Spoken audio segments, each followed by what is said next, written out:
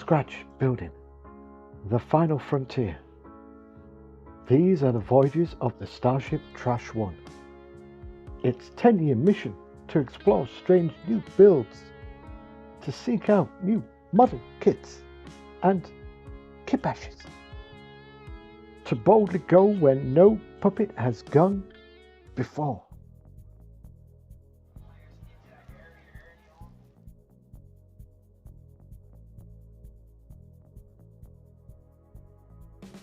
How's it going, everyone?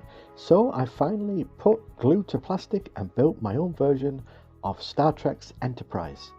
This has been a long requested project by my viewers, so let's start scratching that build.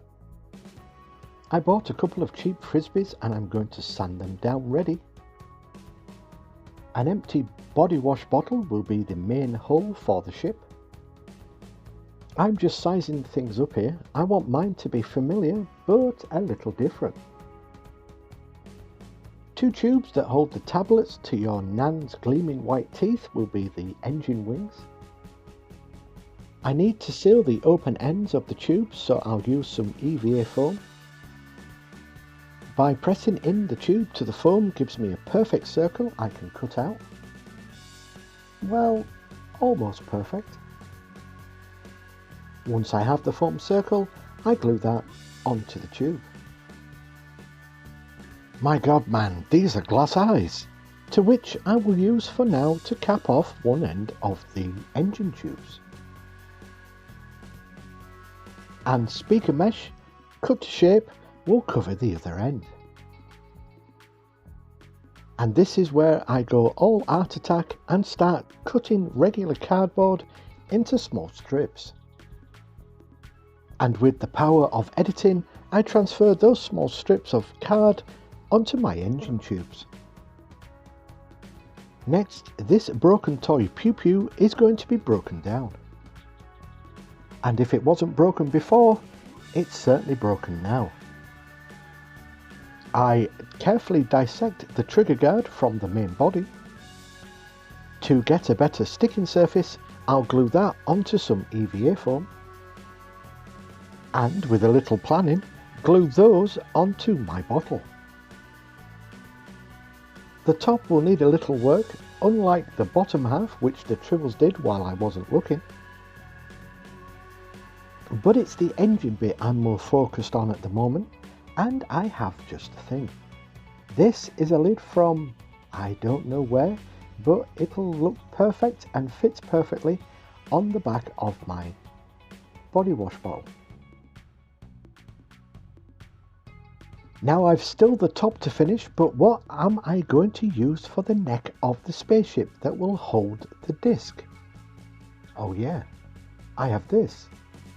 It's a water Pew Pew, and I need that bit right there. Hello, hello, testing, 1, 2, 3, yes, hello. Now, I have your attention. Just wanted to say, please like and subscribe to the channel. Thank you. No, absolutely no. I tried a puppet on this channel ages ago and everyone hated it. I'm not starting that again. I just test fit the handle on the body, and it's going to be ideal because the gap inside the handle will be able to hide the battery for my lighting. I finally commit and glue the handle to the main body. And if you haven't noticed, I've also added the greeblies to the top of the bottle. Now I'm going to work out where these engine wings are going to go. But I need something to connect A to B.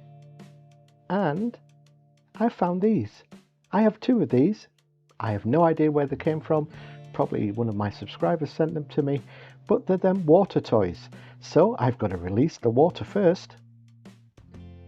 And I'm guessing if I pull these little ray things off, then the pressure inside will pop the water out. Yes, without getting it over my clothes, I've released the water. That sounded weird. Let's move on. And using an illogical amount of hot glue, I stick the water toys onto my spaceship. To quote a famous space captain, life is not a straight line. and neither are those two toys I've just stuck on. But this is a scratch build and things will look illogical. Alright, that's enough of the Star Trek puns. More Greeblies are going to be added now. And that is how this ship is looking with the second pass of Greeblies. But I think it still needs more. And I have some Gundam pieces that I'm going to add to this. I'm just going to add some of these panels onto the spaceship just to give it a little variation. Now, to attach my disc onto the spaceship, I'm thinking magnet strips. I've tested this theory out already in a previous build, so I know it works. But I need to start building up the disc first before I even attempt anything with the magnets. So while I do that, Mork calling Orson. Come in, Orson. Mork calling Orson. My name's not actually Mork, but Nanu. So, if you want to leave a comment, put this code word in your comment so we know you're a watcher and not a peeper. For everyone who leaves a comment, your name will appear on future videos in subscriber shoutouts. The code word for this video is the next generation. Seriously, you can't come up with something better than that code word. Oh my word. Oh yeah, and don't forget to like and subscribe to the channel. It really helps us out. Someone remind me to burn that puppet after this video, please. So I'm just greebling up the discs ready for assembly. And I'm not really sure if this will work, but if I don't try, I won't know. I'm going to pop holes into the discs to hopefully look like windows when I turn the lights on. I also try a little dodgy wiring ready for my lighting. And by golly, by gosh, we have light. Using hot glue, it's time to attach the engine wings to the spaceship. And everything else gets poked in through a tiny hole. For the primer, I'm using Gallery's Kaleido Black Primer.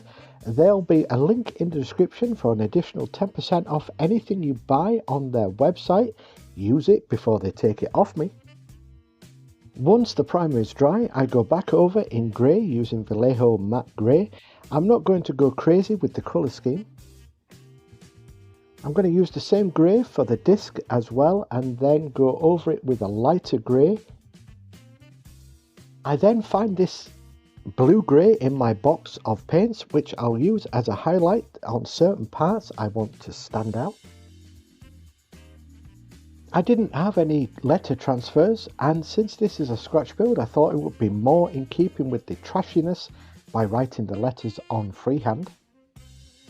So while I finish off the painting, glamour shots are coming up next. Hope you all enjoyed the build. Let me know what I should do with that bloody puppet, and until next time, live long and keep scratching that build.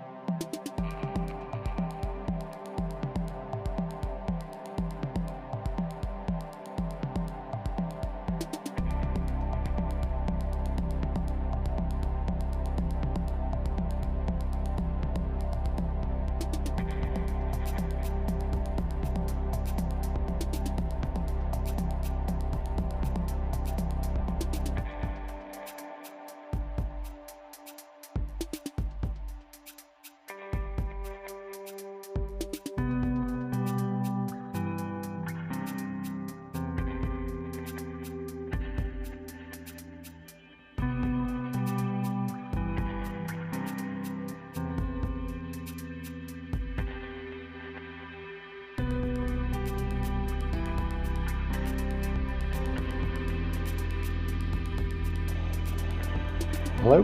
Hello? Anybody there? Hello?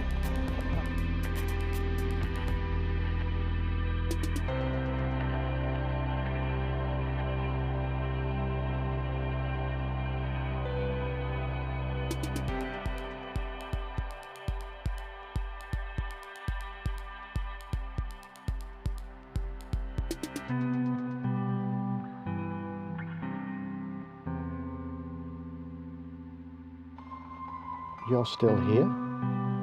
It's over. Go home. Go on. Bye-bye now. Bye-bye. Bye. Don't make it awkward. Bye then. Bye-bye.